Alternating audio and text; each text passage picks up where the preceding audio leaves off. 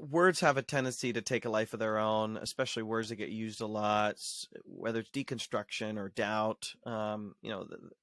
They can be overused and lose their meaning, but I find it helpful because it thinks of our faith as some kind of construct, right? A building.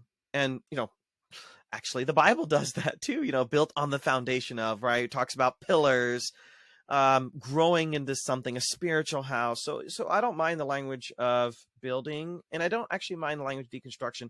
But let's use some case studies. All right, just mentally, right? So let's use the example of someone who grew up in a church where it was reinforced that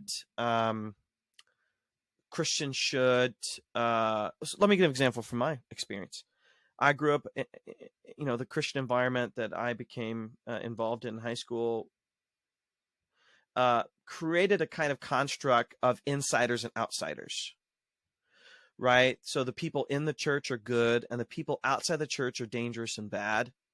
So it's this kind of bubble mentality, don't go to dances, don't use playing cards, like this very almost cult-like restrictive culture. I loved my church. I still love it. I love the people there. But I had to take a hard look at what was built within the fabric of my faith. So for some people, deconstruction is saying, I'm going to have to go through this house and figure out what parts are actually causing unhealth, what parts are actually harming the house, whether it be racism, sexism, lack of care for the earth. I mean, there's some theologies that say, don't recycle, don't worry about climate change because the earth's just going to get destroyed, right? Healthy deconstruction, if you want to call it that, is going to go through it and say, maybe even at some foundational levels, I was taught some really unhealthy things about the Christian faith. So, for example, for me, I grew up in an environment where women were not seen as equal and welcome participants in leadership in the church. And that was actually built into the foundation of my theology. So I had to go through and maybe instead of deconstruct, you say heavy renovation.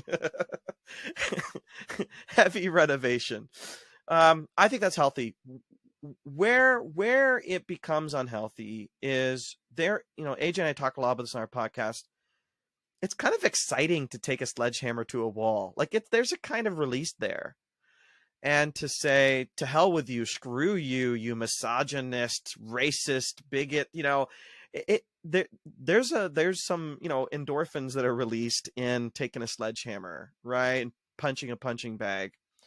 The problem there is you could be cutting off the branch that you're standing on, right? So deconstruction, if it's understood as heavy renovation to make the house healthier, I think that's great. I did it. AJ did it. It's I would even say theologically, spiritually necessary. But demolition is a whole different thing.